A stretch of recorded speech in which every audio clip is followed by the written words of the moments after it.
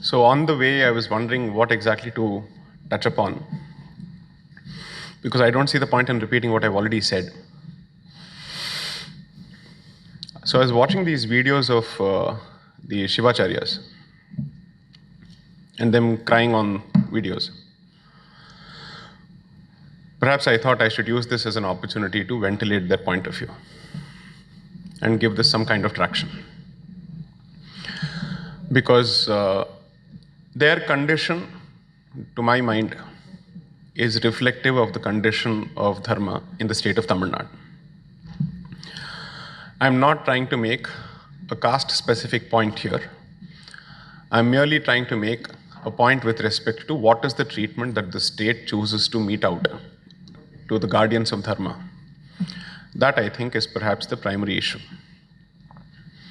I'll steer clear of political aspects. I'll try and perhaps make this as social and cultural as possible. So each time I speak on temple freedom or issues relating to temples, the first hurdle which I'm expected to cross is the caste hurdle, always.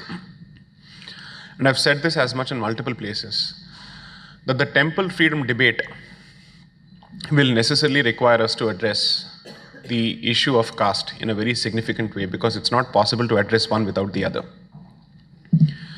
So perhaps I think it's a serious window that history is presenting us to revisit our own understanding from the perspective of how this institution is supposed to be run. What kind of stakeholdership is it expected to have for the future? And how do you use the temple to resolve some of these outstanding and pending civilization issues, particularly in the realm of caste? But that is not going to happen unless and until there is a certain degree of preparation with respect to certain troubling aspects of history. I would say what happened in 1967 was the product of a significant degree of what we thought was dignified silence. Dignified silence in public life rarely yields decent outcomes. After a point, dignified silence must be, should be, and should rightly be construed as cowardice. There is no other way of putting it. So, when someone asks me what is my contribution to what I think is a movement already, I don't see myself as a campaigner or as an activist of any particular mold. I merely see myself as a practicing Hindu who also happens to be a lawyer and who is trying to bring those skills to bear on this particular issue. 2 days ago, someone positively accused me in a very complimentary way of starting a movement. I said, no, I'm a product of a movement. I haven't started any movement. And the silent movement has been going on for at least 2 to 3 decades now. And it has started producing certain voices. I happen to be a late entrant to this movement who has benefited from the selfless service of several campaigners and their known knowledge, such as, to publicly put it, Shri T.R. Ramesh and others.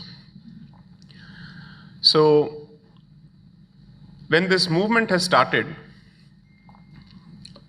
what is it that I'm primarily bringing to the table? And I'm not doing any Atmastuti here. I'm basically telling you what I think I'm bringing to the table is not knowledge. I think knowledge has already existed and has existed all along. A lot of people have put out these works. I haven't put out anything in public domain which did not exist. I have merely connected the dots. The only 2 things that I have brought to the table are vertebracy and articulation, nothing else. Which is to say, I will not back down under any circumstances if I know for a fact that I'm right, no matter what the opposition.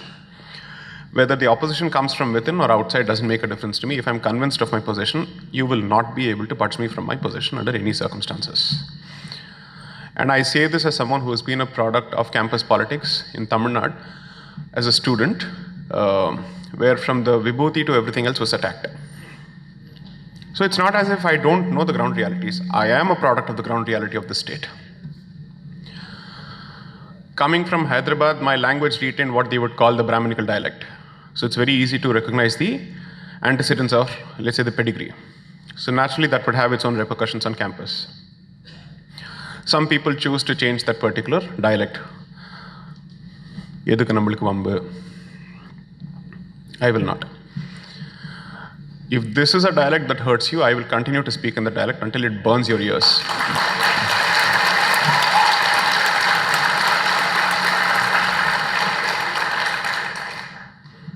And let me say this.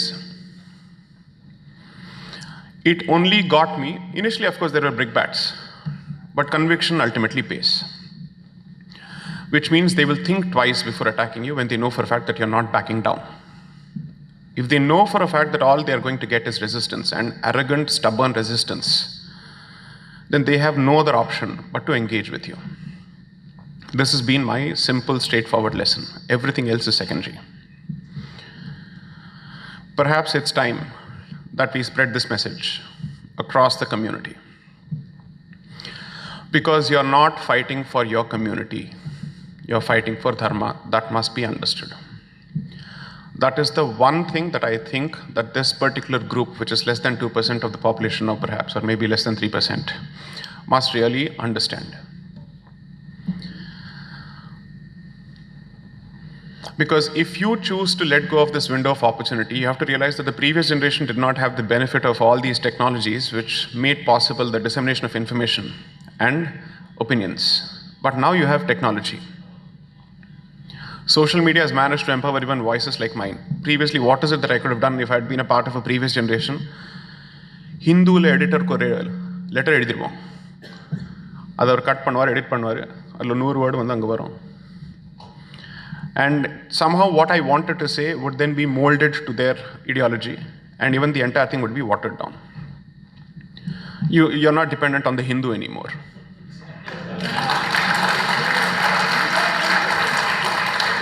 We are not dependent on what I would call the Mao of Mount Road anymore.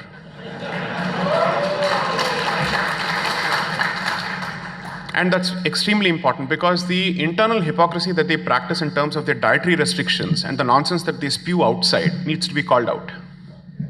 If you can have certain dietary restrictions as to who can bring what kind of food into your canteen being your employee, what is your moral authority to pontificate to the rest of the community? Nothing. Zero. But you have to realize that you're fighting a losing battle only for one reason. Only for one reason. And that situation can be turned around. So I've gone to Jayanagar in Bangalore. I've gone to certain parts of Bangalore. I've been to certain parts of Hyderabad. I've seen certain parts of Chennai. There is no young generation to take this fight forward.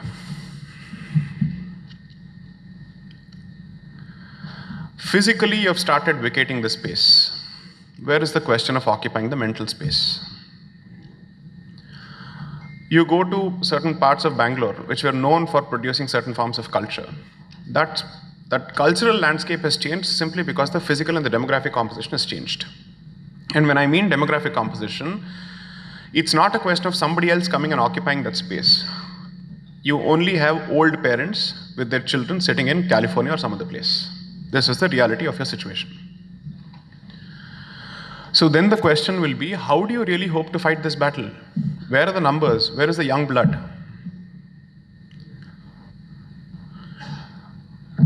To quote Mahapariva, the only way to save this particular dharma is when this community starts going back to the village.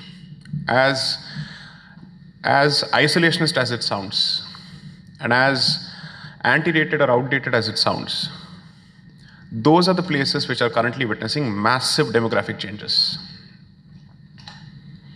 So I think before the lockdown, or just not during the lockdown, when there was a brief respite, my Kuladevam is in Tanjavur, in a place called Tirupaniyur. It's Soundareshwara Swami temple, which is known for, that's where Karigala Chola was found. And I went and as usual, Vakil Buddhi, Pogadu. So I went and I asked, Ingenna Nelame, land enga irukku, yaar kaiyila irukku? These are the questions I asked. And the Koil Nelam, Hindu community kaiyila kadiyadu. It starts with building of toilets, and then something else, and in a matter of months, it's gone. Second issue, is there a replacement for the Archakar after his lifetime? We don't know.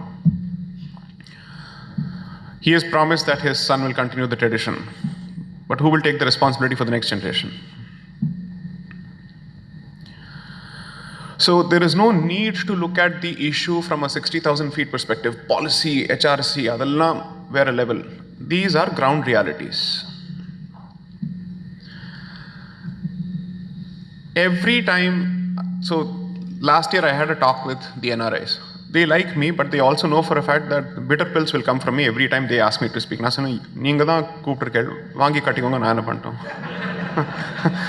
my problem.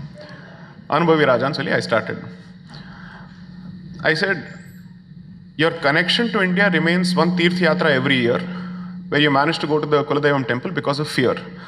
Artha generation ke edu nadakandru kudadanu solli adu pannittu vanduvaru. Andar bayathu you come. Have you taken some interest in understanding? So who is going to keep that tradition alive? So I've basically told them, at the very least, you forget about other temples, try protecting your Kuladevatas and Grama Devatas, and let's see if that makes a change. Start with that. Which means, in terms of ensuring that they have resources, that they have the support system, is it so difficult for, let's say, even 10 or 15 families which are settled in the United States to come together to take care of one Kuladeva temple? Is it really that difficult? What is it that we are really talking about once you reduce these issues to practical deliverables when it comes to, on a daily basis, what is it that we can do? Ingokand, if I sit and discuss HRC legislation, what on earth is the problem? Has the HRC legislation stopped you from taking care of your temples in this fashion? Or to at least ensure that you produce the next generation which can take care of the intellectual traditions and the spiritual traditions of the temple? It has not done that. So you can use the HRC problem as a larger excuse and run away from what you can do. Or you can fight that battle and continue to do what you can. If the mind is solution oriented, even in these circumstances you can protect your institutions. But if the mind is looking for excuses to run away from action, and is saying, as long as that one fine day comes about when this legislation is completely overturned and we have this model legislation, then you know where the problem is. The problem is not outside, the problem is within. That's it. So every year, I think, as part of our own family practice, we have a tradition of undertaking a tour. Usually a temple tour at the end of the year it starts. We try and go to different parts of either Tamil Nadu or other parts of the country. And this is the only thing that I do, just try and understand what is it that you can do. Assume for a moment, nobody has the political will or nobody has any kind of will to change the legislation. From a legal perspective. Are we then saying that nothing can be done? Are we without solutions altogether? No, there are solutions. But the problem is twofold. One, the tendency of the Hindu community to constantly look to the state for support needs to go when it comes to these issues. Election time la enna vote pannano adu unga ishtam. I won't even comment on that. I'm not here to canvass on behalf of any particular organization. That's not my job. Even if I'm paid for it, I don't think I'll do it. I'm certainly not paid for it. I won't do it. Second, consistently throughout my cogitations and interactions with members of the public, my primary point of view has been empower the community independent of politics. Cultural rejuvenation starts with societal reawakening and you becoming aware of your responsibilities and what is it that you can do. Because once that starts, it will automatically start reflecting in your political choices and priorities. Free electricity inno importanta, illati coil importanta, the appra neegle automatically decide pannidbe. But and the reorientation is the only thing that is required. So perhaps by 2024, which happens to be the next major landmark or milestone, is there anything that the leading organizations of multiple castes, which are fortunately still Hindu, can you come together to forge some kind of a common roadmap? You have a Tambras and then you'll have some other organization for different castes, all of that will be there. Is there an active outreach and interaction between these two groups or these organizations to think of the future, because if you continue to think of yourself in silos, it'll be easy to pick you apart. And that's exactly what is happening. So there is one way of looking at it, which is to say, destroy all these identities and then forge one unified Hindu character. And the other says, idum irkalam, big picture irkalam. Then you think of the community as a federal community, which has a larger identity and specific internal identities. It is time that we started talking. Extremely important. Don't give up on any community. These are your people. And whether you like it or not, you have a significant role and responsibility thanks to what Dharma says in terms of your position. You have to find, let's say, contemporary ways of balancing your day-to-day regular livelihood issues with the larger issue. If you don't, your livelihoods will also be affected in the name of, let's say, religion and jati in the short run, not in the long run. Even in the most white-collared atmospheres, it will happen. And especially in the white-collar atmosphere, it will happen because at least in the previous generation, members of this community had some sense of cultural rooting. But today, this community and certain rarefied colonies of this city are single-handedly producing the most anti-dharmic woke voices in the history of India. And the standing example is the evolution of Kasturi and Sons.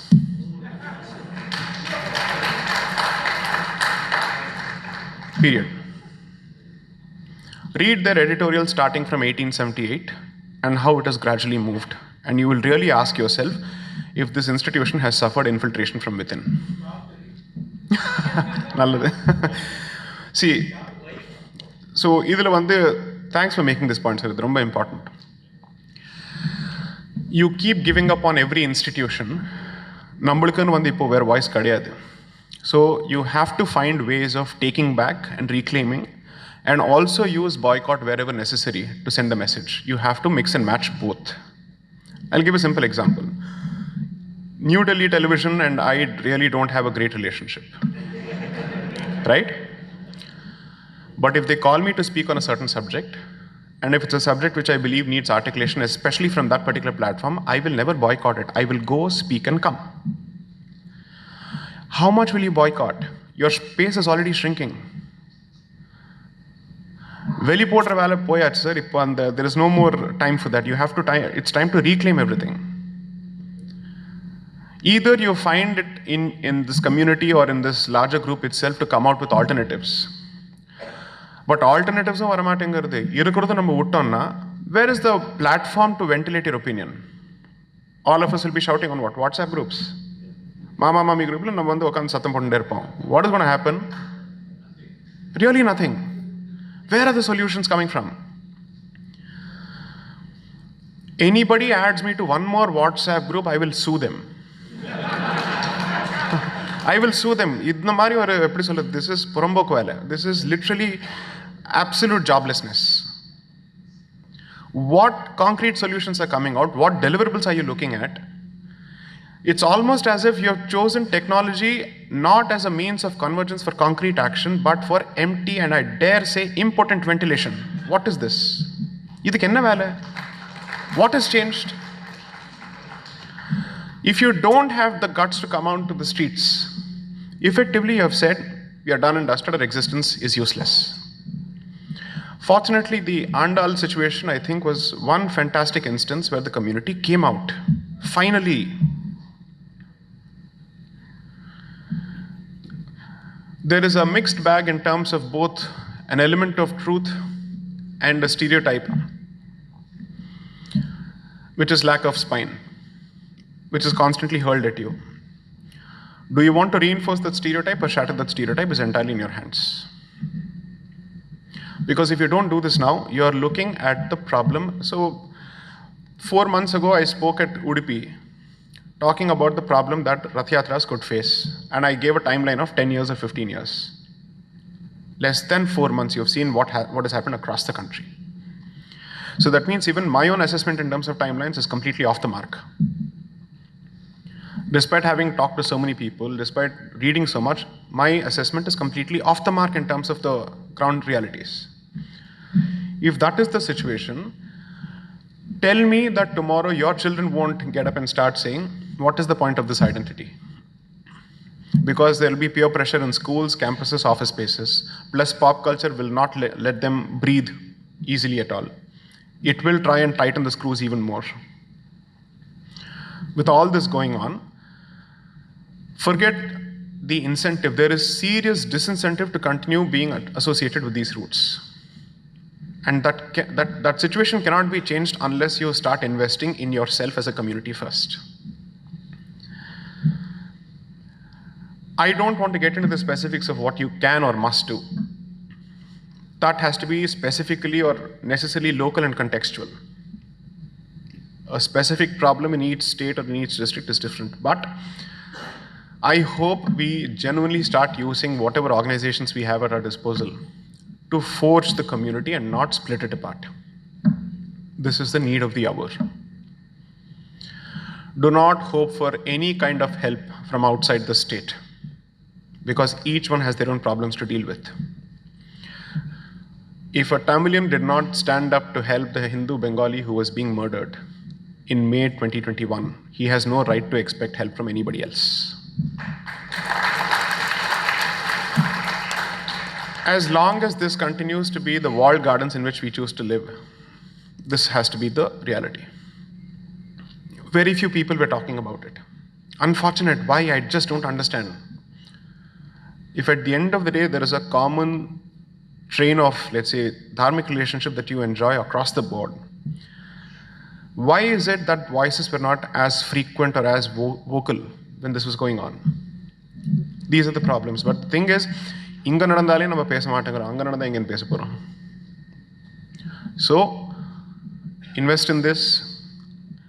Make sure that at least you retain the existing demographic composition in the population by giving incentives to the children to stay back in this country. They want to go out, educate yourself, use that country, milk that country, but come back here. Foreign education, according to me, must be used to acquire skills, period, that's it. If you don't do that, so a lot of times what happens is, நிறைய பேர் இந்த tax பார்த்து அங்கே என்ஆர்எஸ்என் message வந்துடும், sir அங்கே வந்து talk கொடுங்க sir. Why? What's going to happen? You're not going to implement, or you're not in a position to implement what I'm asking you to, which is come back. Retain a strategic presence there, but the rest of the community must be here. The youth must be here. Because diaspora ku or value irukku, na illanu solla maten. Adukku or international value irukku, kandipa undu. I don't say that. But this is where the homeland is. Let's go back to a very critical ontological perspective. So 3 or 4 days ago, I think on the 21st of April, I had a fantastic discussion with other academics on the subject. So while the book was the trigger, I was hoping to get their points of view from a diverse perspective. American Indians, avaloda native setting lend, once you uprooted them and you put them onto reservations that the American establishment had created, their culture died within 1 generation. Because dharmic systems or non-Abrahamic systems are fundamentally based on nature, environment, and surroundings. Your culture and everything has come primarily based on your surroundings.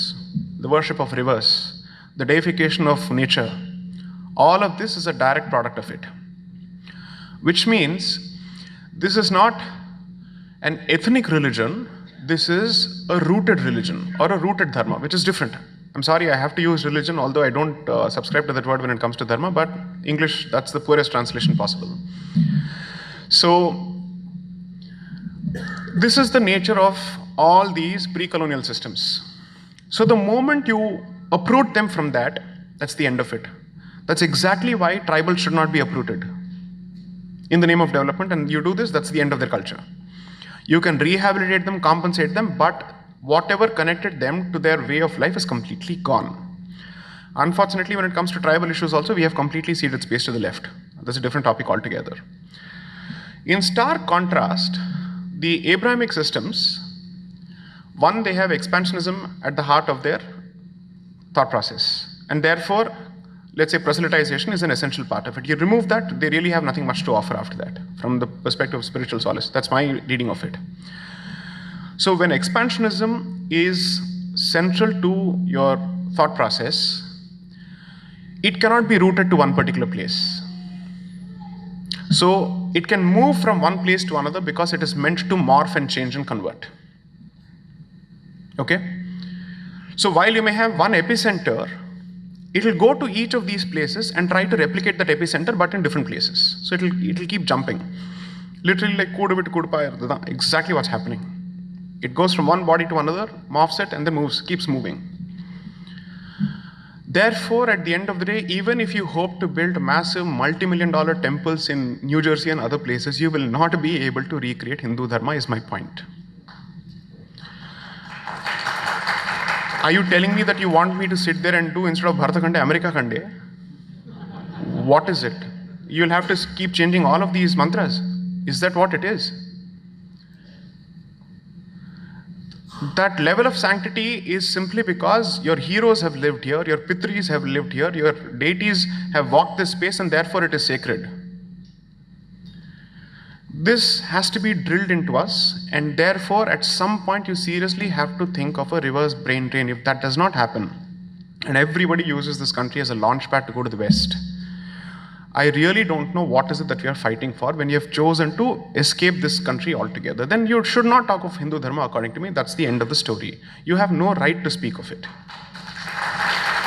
If you're not willing to populate this, because then the question will be, you have a problem with all other communities, but that community is willing to stay here. That community says, this is my place. Even if he says this from a point of ownership and not from patriotism, he is willing to take ownership of the place. Are you doing it?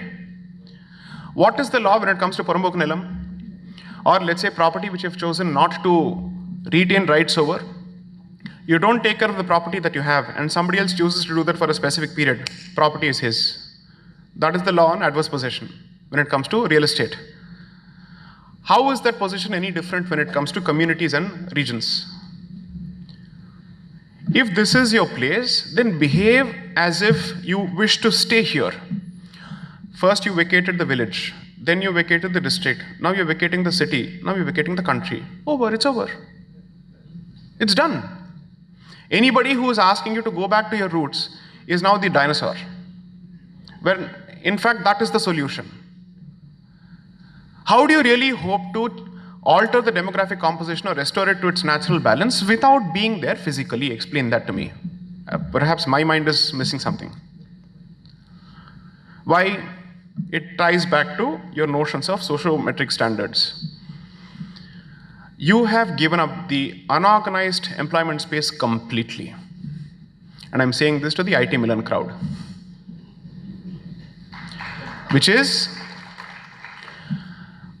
your entire goal in terms of education seems to be to enter the white collar realm. That's it. And that is the nature of your orientation. But you could not think of an urban clap which lends a white collar to blue collar jobs. The very same thing is being done in a different fashion, making it even more respectable, and still there's money to be made there. Anybody who uses the puncture wala jibe at any other community during the speech, according to me, is a rank myopic idiot. Because he just doesn't understand that by throwing that jibe at one particular profession, you have demeaned that particular profession, and then you say, no, we have equality in Hinduism also. That hypocrisy has to be called out. Second, from electricians to plumbers to all other service category is out of your hands, and you really think of it as an achievement, then I don't know what is your sense of community security. Go to South Bangalore and try and find someone, at least from drivers to people who clean your cars to people who do everything else. If they come from your community, by and large, I'll take back my words. And this is not a situation that's limited to Bangalore. I am not asking for the boycott of any community from an economic perspective. Please understand what I'm trying to say. I am saying you too must be present. You too must have a share in the unorganized sector. How do you hope to retain the sanctity of your so-called religious places if the florist outside doesn't come from your community? And your solution is to drop them of their opportunities by destroying their workplaces. You will come across as the bigot when you do this. Optics, you don't even think what you're doing. So, the presence is imperative across the board. You must be there in wealth creation, but also equally in professions which require the use of hands. Anybody who demeans the use of hands is completely killing one essential critical building block of the Chaturvarna system, period. So, this is all I have to say. I'll take questions. I think the rules of engagement here, as far as this platform are concerned, try and keep this civilizational, cultural, but don't make it political. Because if you make it political, the floodgates will open. I don't wish to. Choice is yours. Few questions for Sai Deepak ji. The word Dravida, as I understand, is one of the 3 temple architecture elucidated in Brahma Samhita. So, Dravida Munnetram means raising more temples. But we are seeing just the opposite. Does our constitution empower the state government to govern temples? If not, then why does the Supreme Court not take a suo moto case, quash the HRNCE, and relieve all temples from government control? So, Supreme Court or any body in this country typically reacts to the seriousness that is shown by community.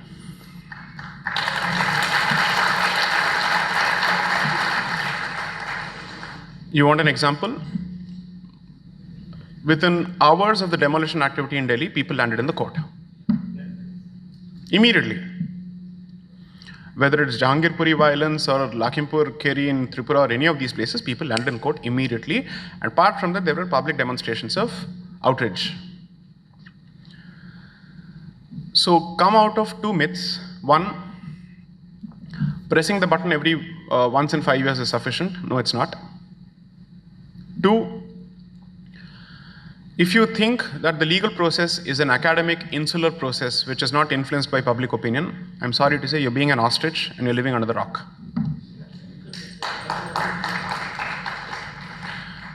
The fact of the matter is, every institution in this country, good, bad, or ugly, whether it's unconstitutional or constitutional, necessarily reacts to public opinion to some extent. So therefore, the sense of urgency with which an issue is taken up by the court is a function of the sense of urgency displayed by the community. So if petitions relating to temple freedoms are still languishing since 2012, it is not a reflection of the ineptitude of the team, because they have done whatever they could, but it clearly shows that the issue has not received the kind of traction that it should. 5 years ago, I don't think temple freedom was as much an issue as it is today, despite these legislations being enforced since 1959. So I think when the community wakes up and then starts talking about it often, when primetime television debates are now around these issues that have started, which did not exist 5 years ago or even 6 years ago, that is the kind of churn that translates to even legal outcomes. Please understand, I am not saying that the outcome you expect through public demonstrations is the outcome that will come from court. I'm simply saying at least you're moving the system, you're pushing the system to act. All I'm saying is this paralysis across the board is resolved only when the community shows a certain degree of resolve, which is to say, we want this dealt with and done. So the tendency to assume, this is what I would call the Hindu newspaper attitude, which is you write a letter and you think your job is done. You petition fine palta, my job is done. No, that's not how it works. Feet on the ground. Next. Definitely. Why are Hindus not proud of being Hindus? Many young parents want their children to be good human beings and do not want to thrust any religious beliefs on them. Right. Since they think any form of influence or inspiration by religion is actually radicalization. How do we overcome this syndrome? If you think indoctrination or training in religion is is going to lead to radicalization, then surely you don't have Hinduism in mind.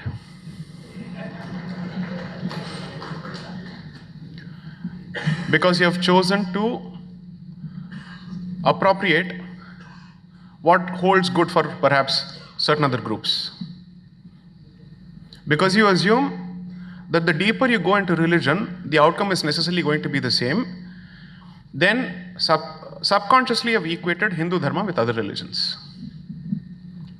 This is exactly what I've tried to address the book, so this is perhaps the best question for me to sell my book further.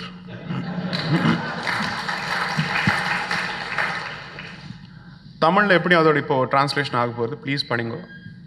Because my book is useless for anyone who speaks and thinks in native Tamil still. They don't need my book. My book is only for the secularized English educated idiots.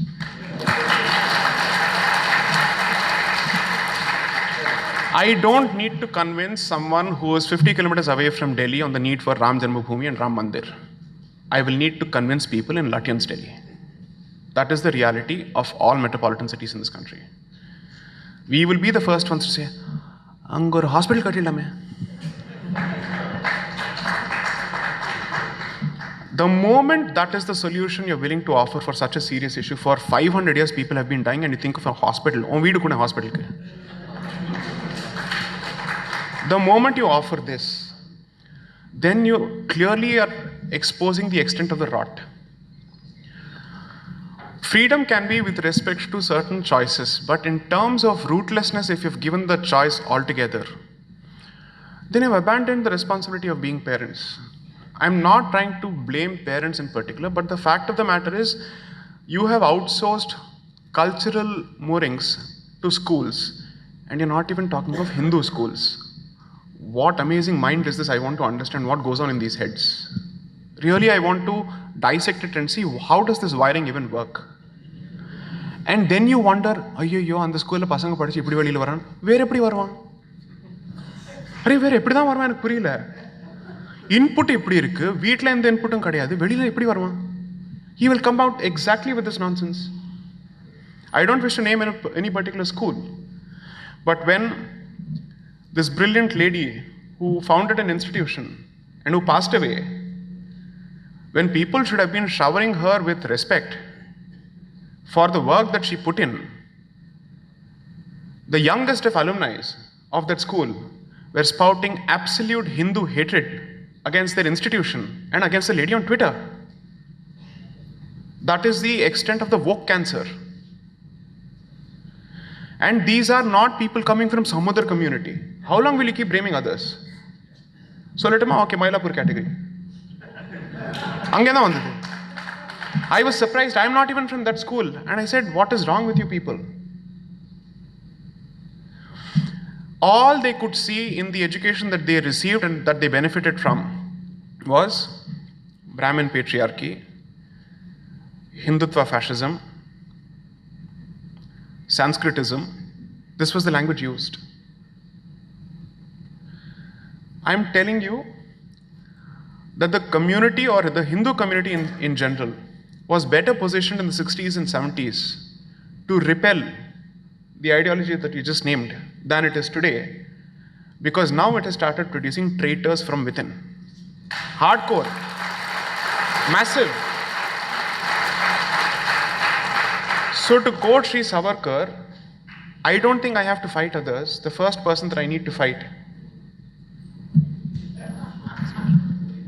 So, I'm sorry, the problem, I mean, every time such an issue comes about, you just go to Twitter and you look at the atrocious nonsense that comes out of their mouth. History theriyadu, onnum theriyadu. What are they using? English varum. Avladhan. And with that, they start spouting nonsense. So I said, okay, then I will respond in your own language. And the book is a response to these idiots. Because the accusation has always been that anyone who subscribes to this point of view is incapable of producing intellectual output where challenge accepted and thrown at your face, now respond. The idea is to shatter that arrogance first. And here's where, and let me say this, please, they are channeling their ancestral arrogance but in a different direction. படிச்ச திமிரு இருக்கு, ஆனா அந்த திமிரு வேற எங்கேயோ போறது. So when you talk to them, here's the worst part of this category. சவரணா சவரணா சவரணா, இது தப்பு. கல்யாணம் மாத்திரம் அது வெளியில பண்ணிக்க மாட்டான். சுத்தி வளைச்சு he'll marry either within the community or in a comparable community. For all his social justice nonsense, why don't you marry someone from a different social strata altogether, boss? You want the benefits of this particular culture, you will spew venom against this particular culture, but you will not marry anyone who comes from North Madras. Why? What hypocrisy is this? Let me see this ideology translated to application in your own life first. You will never do this. தமிழாவது எழுத்து படிக்க வரமா உனக்கு? அது கூட வராது. What is this Tamil pride then? Who are you representing? Why are you appropriating white guilt to yourself? You are not the white man of this country. You are the persecuted community of this country. அப்படின்னா என்ன அர்த்தம்? Foreign history படிச்சாச்சு அது அப்படியே இந்தியாவில் apply பண்ணணுமா? Word to word அப்படியே apply பண்ணணும். So look for who's the white man in this country. Well, the white man in this country is actually the white man who did all of this. Those are the problems. So again, this is not to resort to dialogue, Basi. I'm trying to tell you that the problem is deeply and solely within. Therefore, the solutions must come from within. Next.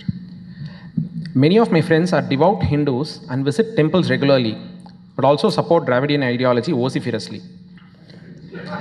How to make them understand this distortion and make them realize the true Hindu identity? Okay. Find out the number of Bengali communists who are not Mata worshippers. Sure. CPL and I'm on the Pandal Kondru every Dashara. So when I was studying in IIT Kharagpur, I was staying in the hostel called Jagdish Chandra Bose Hall. So each hostel is named after a scientist and it's called a hall. So my neighbor was from Kerala who was pursuing his PhD. Out of respect for him and my friendship, I will not name him. Every Friday, the way he would chant, literally my room would vibrate with serious energy. The way he would pray to Devi, Bhagavati, astounding. Communist. Communist. Even I am not cooking up stories. The way he could chant, the only thing that was missing was the Yajnopavit. Brilliant. He could put people to shame the way he was chanting on the commitment every Friday. Room length, you can see that he has constructed a homogundam when he started. Brilliant. Dietary restrictions follow panvaru. Ellam panvaru. But he'll come out and say, why are there pure vegetarian restaurants? Brahmin conspiracy. Edra. Because thanks to the education and everything that you've been through, you have compartmentalized both these aspects and you don't see the conflict between these two positions. So you're comfortable straddling both these universes. One is a real universe, the other is a fictional and a nonsense you've created. And you're comfortably mixing and meshing both. No wonder someone in the current administration who called me a Thiya Sakti ends up saying, நாங்களும் தான் வந்து பஞ்சாங்கம் பார்த்து நல்ல நேரம் பார்த்து இது what is this swearing ceremony எல்லாம் பண்ணுவோம். He said all of that. Who said that we don't believe in God? That's what he suddenly started saying. The funny part is, the ones who actually claim allegiance to this particular ideology traditionally, they are slowly moving towards Hinduism in their own private lives. Or perhaps they've always been. But, so this journey has also started. Now that is not useful because they are under political compulsions, which means it will never translate to anything good for the community. And this is disastrous. So, I keep saying this. In the book, in the second book, I will exactly expose, I'm almost done with the manuscript, I should be done with it about in 3 weeks or so. And around the same time of the launch of the last book last year, it will be released this year, hopefully, if everything goes well. But language ko, consciousness ko, enna deep relationship nu solli I have tried to explain. Not through my own knowledge, but through sources. So, Muslim Inspector of Schools of Eastern Bengal writes as follows in his book on education policies under the British administration. I'm not revealing a spoiler, I'm just giving you a specific anecdote that I've cited there. He clearly says, Hindus hailed Raja Ram Mohan Roy as the savior and creator of modern Bharath. Within one generation, they could not spell their names in their own mother tongues. Whereas Muslims who stayed away from colonial education retained their collective civilizational memory.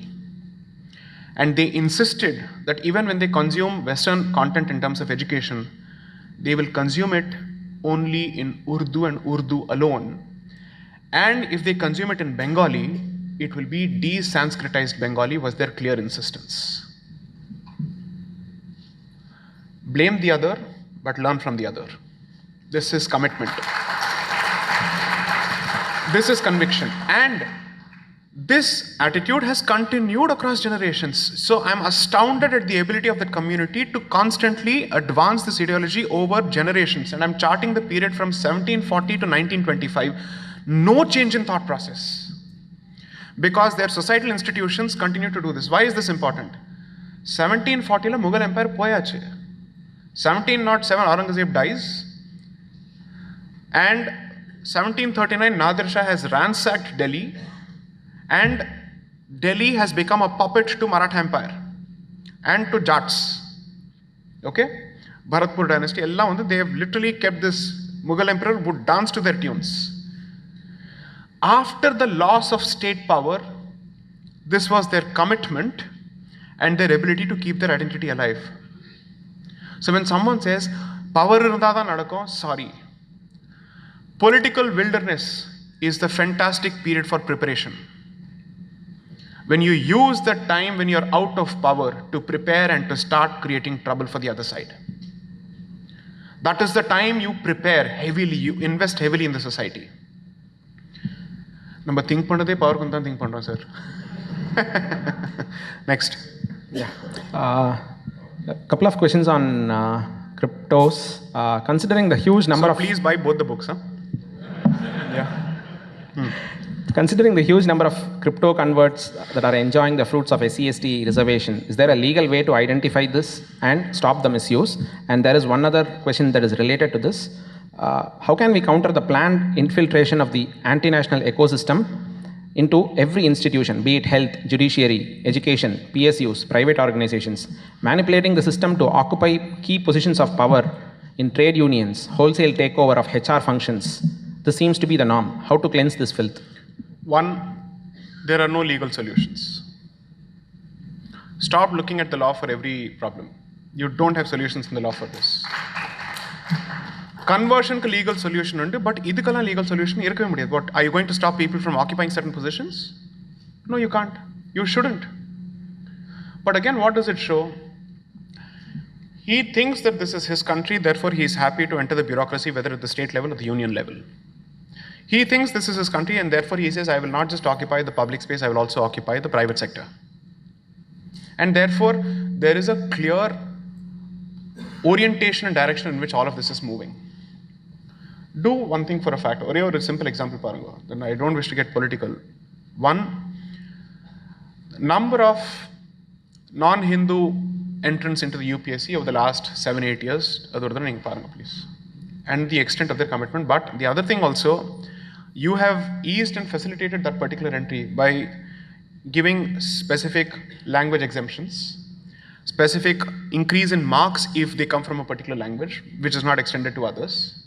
And this year, lo and behold, we have set up specific, community-specific residential coaching academies in Bombay to coach one particular community. பவருக்கு வந்தால் இது பண்ணுறோம், வெளியில் இருந்தால் அழறோம். எனக்கு என்ன சொல்கிறதுன்னு தெரியல. இதுக்கு மேலே நான் பேசினா அப்புறம் எனக்கு தலைவலி ஆகும். சொல்ல வேண்டியது சொல்லியாச்சு. அவன் பண்ணுறான்னா நம்மளுக்கு பார்க்கலாம் இந்த மாதிரி. So the point is, whoever comes to power, they are the beneficiaries. And you are the orphans. So clearly, you are a stepping stone and nothing beyond. On the SC/ST reservation. So I've clearly said SC/ST reservation if it cannot be extended to Dalit Christians under any circumstances. I wrote on this in 2011. The moment you go out of the Hindu fold, we don't recognize you as far as the Varna system is concerned. Second, anti-conversion laws were brought in this particular state and they had to be repealed under severe public pressure. That also happened. But three, about 2 months ago or so in a lecture in Delhi College, I specifically said, you cannot hope to remove the reservation system unless and until you provide an alternative.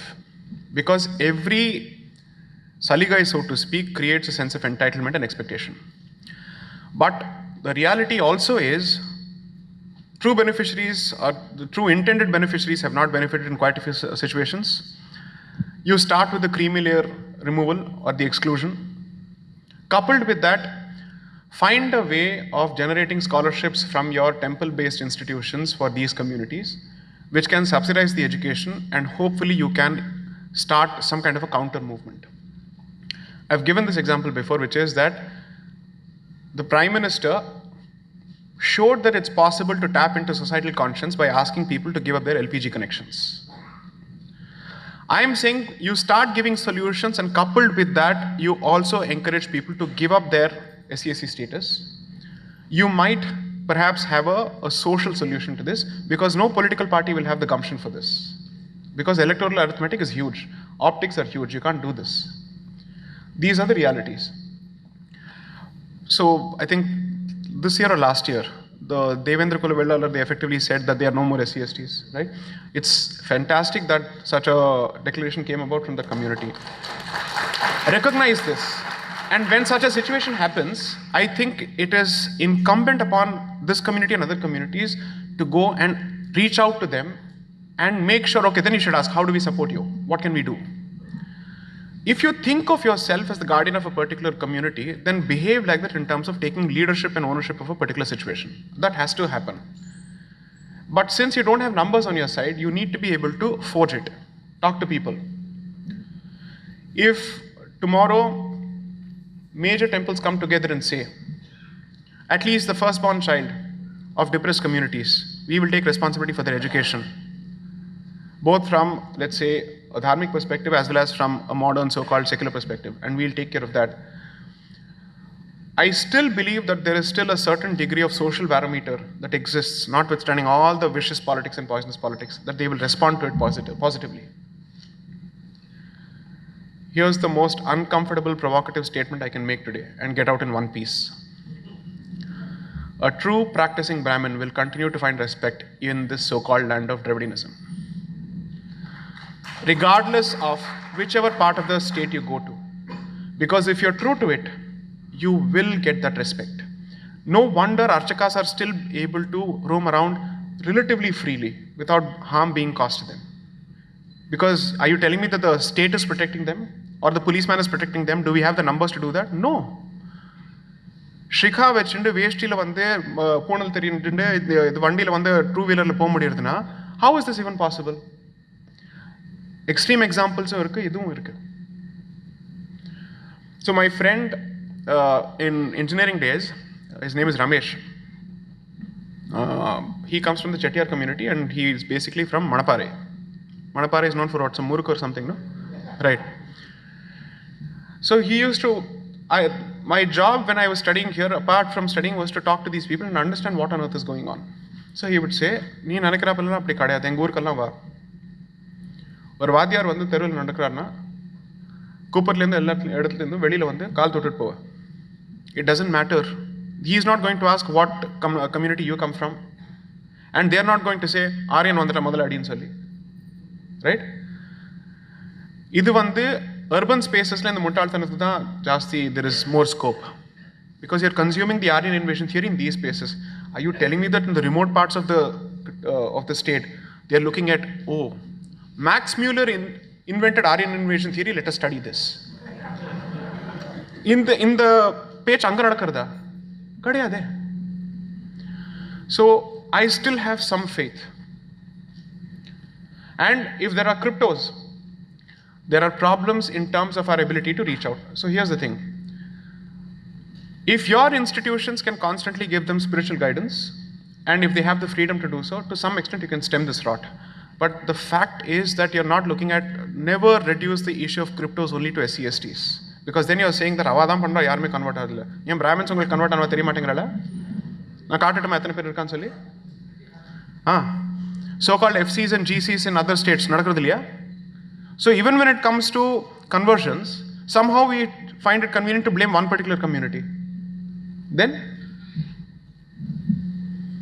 forget converts. I mean, I will show radical converts who have gone to the other end of the spectrum from the Brahmin community. Angenna panam illiya, illana training illiya, routing illiya.